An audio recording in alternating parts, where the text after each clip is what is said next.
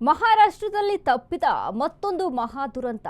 ಬಾರಾಮತಿ ಗ್ರಾಮದಲ್ಲೇ ಮತ್ತೊಂದು ವಿಮಾನ ಪತನ. ಮಹಾರಾಷ್ಟ್ರ ರೆಡ್ ಬರ್ಡ್ ಸಂಸ್ಥೆ ತರಬೇತಿ ವಿಮಾನ ಪತನಗೊಂಡಿದೆ. ಮಹಾರಾಷ್ಟ್ರದಲ್ಲಿ ತಪ್ಪಿದ ಮತ್ತೊಂದು ಮಹಾ ದುರಂತ. ಬಾರಾಮತಿ ಗ್ರಾಮದಲ್ಲೇ ಮತ್ತೊಂದು ವಿಮಾನ ಪತನ. ಮಹಾರಾಷ್ಟ್ರ ರೆಡ್ ಬರ್ಡ್ ಸಂಸ್ಥೆ ತರಬೇತಿ ವಿಮಾನ ಪತನಗೊಂಡಿದೆ. ಹಾರಾಟದ ವೇಳೆ ತಾಂತ್ರಿಕ ದೋಷ ಕಾಣಿಸಿಕೊಂಡು ಪತನ ಆಗಿದೆ. ಅದೃಷ್ಟವಶಾತ್ ಪ್ರಾಣಾಪಾಯದಿಂದ ಪಾರಾದ ಪೈಲಟ್. ಸದ್ಯ ಯಾವುದೇ ಪ್ರಾಣಹಾನಿಯಾಗಿಲ್ಲ ಎಂಬ ಮಾಹಿತಿ ಸಹಿತ ಲಭ್ಯವಾಗಿದೆ. ತಾಂತ್ರಿಕ ದೋಷದಿಂದ ರೆಡ್ ಬರ್ಡ್ ಸಂಸ್ಥೆ ವಿಮಾನ ಕ್ರ್ಯಾಶ್ ಆಯಿತು. ಅಜಿತ್ ಪವಾರ್ ಮೃತಪಟ್ಟಿದ್ದ ಸ್ಥಳದಲ್ಲೇ ನಡೆದಂತಹ ದುರ್ಘಟನೆ. ಕೆಲ ಅನುಮಾನಗಳಿಗೆ ದಾರಿ ಮಾಡಿಕೊಟ್ಟ ವಿಮಾನ ಪತನ. ಇಲ್ಲೇ ಕ್ರ್ಯಾಶ್ ಆಗಿತ್ತು ಡಿಸಿಎಂ ಅಜಿತ್ ಪವಾರ್ ಪ್ಲೇನ್. ಅಜಿತ್ ಪವಾರ್ ದುರಂತ ನಡೆದ ಕೆಲವೇ ತಿಂಗಳಲ್ಲಿ ಈ ಘಟನೆ ನಡೆದಿರುವಂತದ್ದು.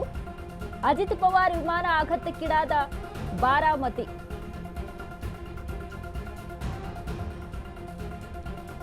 ಮಹಾರಾಷ್ಟ್ರದಲ್ಲಿ ಎಸ್ ನೋಡಿ, ಕಳೆದ ಬಾರಿ ನಾವು ಅಜಿತ್ ಪವಾರ್ ವಿಮಾನ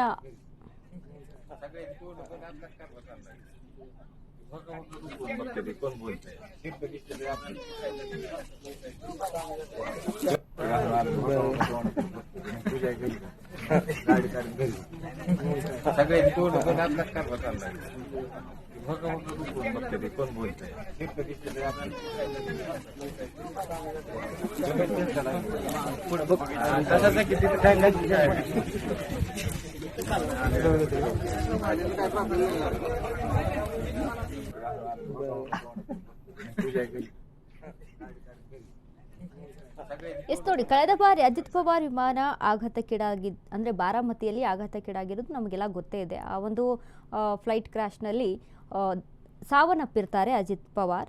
ಇನ್ನು ಅದೇ ಜಾಗದಲ್ಲೇ ಮತ್ತೊಂದು ವಿಮಾನ ಅಂದ್ರೆ ರೆಡ್ ಬರ್ಡ್ ಸಂಸ್ಥೆಯ ವಿಮಾನ ಕ್ರ್ಯಾಶ್ ಆಗಿರೋದು ಹಲವಾರು ಅನುಮಾನಗಳಿಗೆ ಎಡೆ ಮಾಡಿ ಕೊಡ್ತಾ ಇದೆ. ಅಂದ್ರೆ ಬೇರೆ ರೀತಿಯಾಗಿ ನೆಗೆಟಿವ್ ರೀತಿಯಲ್ಲಿ ಥಿಂಕ್ ಮಾಡೋದಂದ್ರೆ ಅಂದ್ರೆ ಆ ಜಾಗದಲ್ಲಿ ಪರಿಶೀಲನೆ ಮಾಡಬೇಕಾಗುತ್ತೆ. ಇನ್ನು ಯಾವುದೇ ರೀತಿಯಾದಂಥ ಅಲ್ಲಿ ಪ್ರಾಣಾಪಾಯ ಸಂಭವಿಸಿಲ್ಲ. ಪೈಲಟ್ ಸಹಿತ ಅದೃಷ್ಟವಶಾತ್ ಪ್ರಾಣಾಪಾಯದಿಂದ ಪಾರಾಗಿದ್ದಾರೆ. ಬಟ್ ಇಲ್ಲಿ ಅನುಮಾನಗಳಿಗೆ ಎಡೆ ಮಾಡಿಕೊಟ್ಟಿರುವಂಥ ವಿಚಾರ ಅಂತ ಅಂದರೆ ಅದೇ ಜಾಗದಲ್ಲಿ ಅದೇ ಪ್ಲೇಸಲ್ಲಿ ಯಾಕೆ ಈ ರೀತಿಯಾಗಿ ಆಯಿತು, ತಾಂತ್ರಿಕ ದೋಷ ಯಾವ ರೀತಿಯಾಗಿತ್ತು ಅಥವಾ ಏನೆಲ್ಲ ಸಮಸ್ಯೆ ಆಯಿತು ಅನ್ನುವಂಥದ್ದನ್ನ ಈಗ ನೋಡಿ, ಫ್ಲೈಟಲ್ಲಿ ಈ ರೀತಿಯಾಗಿ ಪದೇ ಪದೇ ಕೆಲವೊಂದು ಭಾಗದಲ್ಲಿ ನಾವು ಈಗಾಗಲೇ ಗಮನಿಸಿದ್ವಿ. ಎಲ್ಲೆಡೆ ಕೂಡ ಫ್ಲೈಟಲ್ಲಿ ಈ ತಾಂತ್ರಿಕ ದೋಷಗಳು ಸಂಭವಿಸ್ತಾ ಇರುತ್ತೆ. ಬಟ್ ಕೊನೆಯದಾಗಿ ಅದು ಯಾವ ಕಾರಣಕ್ಕೆ ಆಗಿದೆ, ಪರ್ಟಿಕ್ಯುಲರ್ ಆಗಿ ರೀಸನ್ಸ್ಗಳು ಯಾವುದು ಕೂಡ ಇದುವರೆಗೂ ಸರಿಯಾದ ರೀತಿಯಲ್ಲಿ ತಿಳಿದು ಬಂದಿಲ್ಲ. ಇನ್ನು ಫ್ಲೈಟ್ ಕ್ರ್ಯಾಶ್ ಆಗಿದೆ, ಪತನಗೊಂಡಿದೆ ಅನ್ನುವಂಥದ್ದು ಗೊತ್ತಾಗುತ್ತೆ, ತಾಂತ್ರಿಕ ದೋಷ ಅಂತ ಗೊತ್ತಾಗುತ್ತೆ. ಬಟ್ ತಾಂತ್ರಿಕ ದೋಷ ಅಂತ ಅಂದರೆ ಎಲ್ಲಿ ಏನು ಸಮಸ್ಯೆ ಆಯಿತು ಅನ್ನೋವಂಥದ್ದನ್ನ ಅಲ್ಲಿ ಪರಿಗಣಿಸಬೇಕಾಗುತ್ತೆ. ಯಾಕಂದರೆ ಈ ರೀತಿಯಾದಂಥ ಘಟನೆಗಳು ಪದೇ ಪದೇ ಮರುಕಳಿಸ್ತಾ ಇದ್ದಾವೆ. ಆ ಒಂದು ಕಾರಣದಿಂದಾಗಿ ಸರಿಯಾದ ರೀತಿಯಲ್ಲಿ ಪರಿಶೀಲನೆ ಮಾಡುವಂಥ ಅವಶ್ಯಕತೆ ಇದೆ.